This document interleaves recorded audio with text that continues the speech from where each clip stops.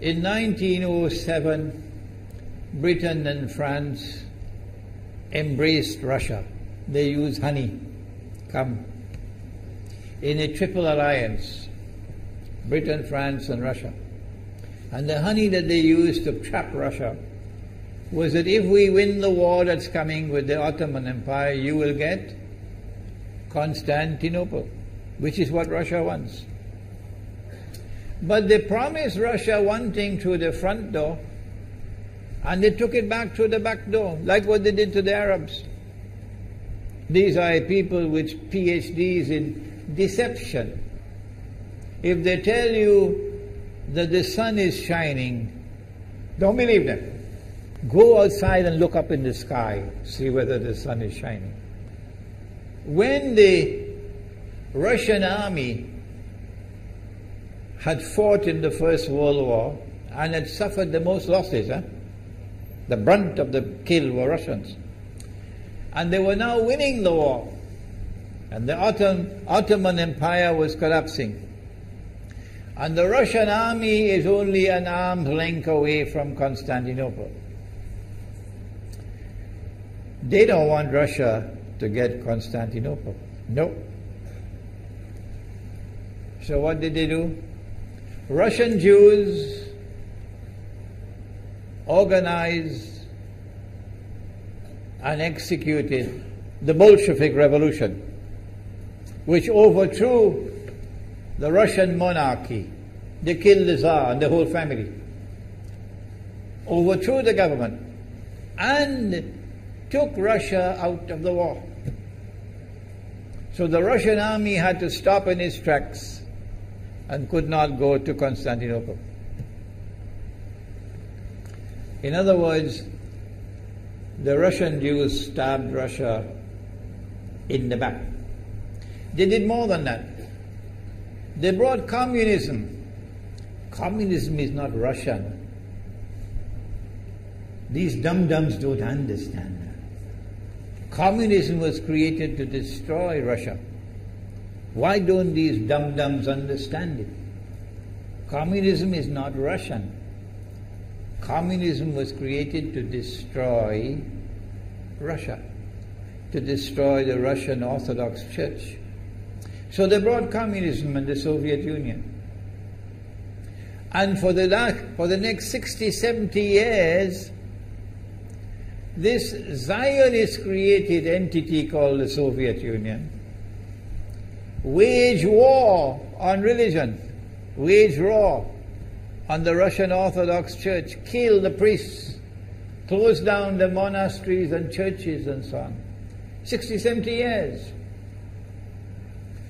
And then, when the appropriate time came and Israel came into being, it is this same Soviet Union which opened the doors for millions of Russian Jews to now migrate to Israel. If you go to Israel today, you might believe you're in Russia. So many people speaking Russian. These are the Russian Jews.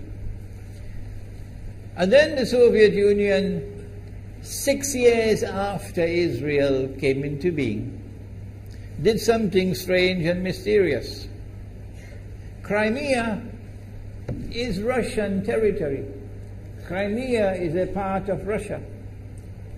The Soviet Union decided to give Crimea as a gift to Ukraine. Why did they do that? The historians don't tell you. So let Imran tell you. They gave Crimea to Ukraine in order to stab Russia in the back one more time. Because if Russia loses Crimea, it will enhance Israel's security. The Russian Navy is based in Crimea, and there is a straight line from Crimea to Constantinople.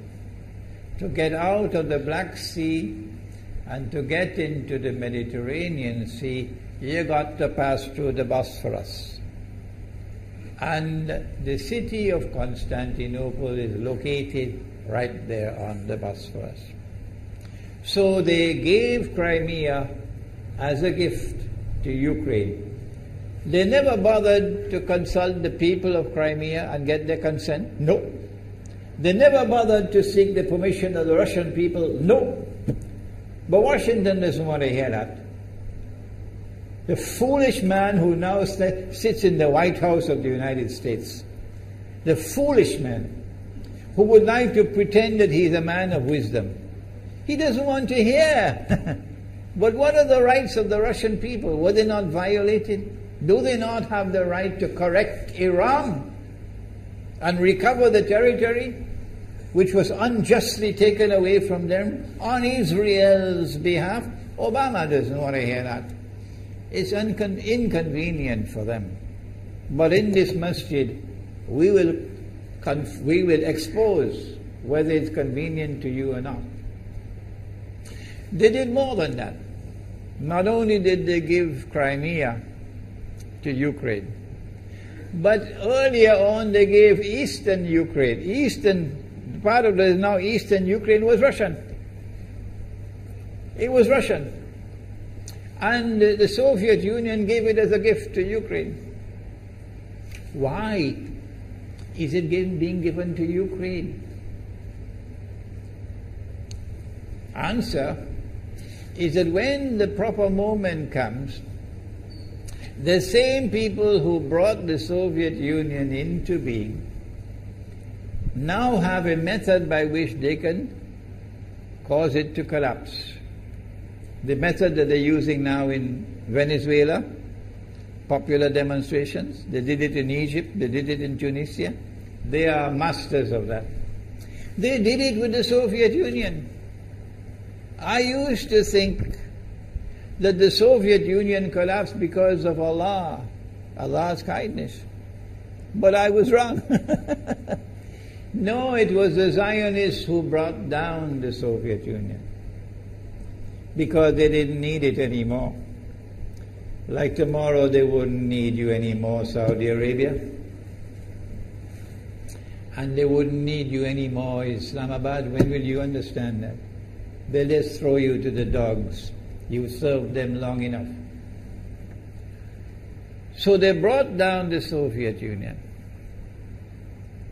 Why? So that Ukraine might emerge as an independent state. That's danger for Russia. They prepared the way. And now Ukraine emerges as an independent state. So the rope is around Russia's neck now. And from that day, when the Soviet Union collapsed, until yesterday, the relationship between Russia and Ukraine was always problematic. But the people of Ukraine still had the good sense and wisdom to appoint a government that was pro-Russian. The Zionists decided it's time for us to use our, the street demonstrations. And last October, November, December, the world witnessed Caracas all over again. And eventually, the Zionists got what they wanted. You have the money, and you can send in your special people, snipers who will kill, and so on, throw petrol bombs and so on. And eventually they got what they wanted. They created enough havoc. May Allah protect Malaysia from that. Ameen. Ameen. And the president of Ukraine fled. He's a democratically elected according to your method, Mr. Obama, according to your system. He's a legally elected president of Ukraine. And he had to flee. And these hypocrites in Washington and London and Paris who would like us to believe that they are honorable men. They are not. Instead of standing on the side of the legally appointed president and demanding the rule of law, they all showed their colors as hypocrites in immediately recognizing the new government in Ukraine. The new government in Ukraine is anti-Russian. That's what they wanted. That's why they brought down the Soviet Union, to bring in a Ukraine into being as an independent state, and then to eventually get an anti-Russian government in Ukraine. If by Allah's kindness Putin had not intervened and been so spectacularly successful, this is what the plan would have been. The new government in Ukraine would have joined NATO, and Russia could not stop it. And when the new government in Ukraine joined NATO, NATO will then send its armed forces into Ukraine. It could include nuclear weapons. Then Ukraine will pick a fight with Russia and decide that Russia must now vacate Crimea. Shut down your naval base. The rope is now tightened around your neck. Russia has to put its tail between its legs and withdraw its fleet, Black Sea Fleet, from Crimea. Russia is no longer a naval power. Crick crack, you finish. And Israel will celebrate. That was the master plan. But Allah planned, and Allah's plan was successful. And it is time for the Muslim world to recognize and to see, I cannot influence governments, so what can I do? Don't bother, you waste your time with governments. But the people can understand that this was Allah's plan. They planned, the enemy planned for so long, and at the last moment Allah intervened. And Putin was able to get the people of Crimea to vote in a referendum. And they voted 90-something% in favor of returning to Russia. They were a part of Russia, and they want to return to Russia. So Putin was successful in delivering to the Zionist movement the first defeat it has ever suffered, significant defeat, in the more than 100 years since the Zionist movement was established. If that is not a sign from Allah, it's time for you to wake up.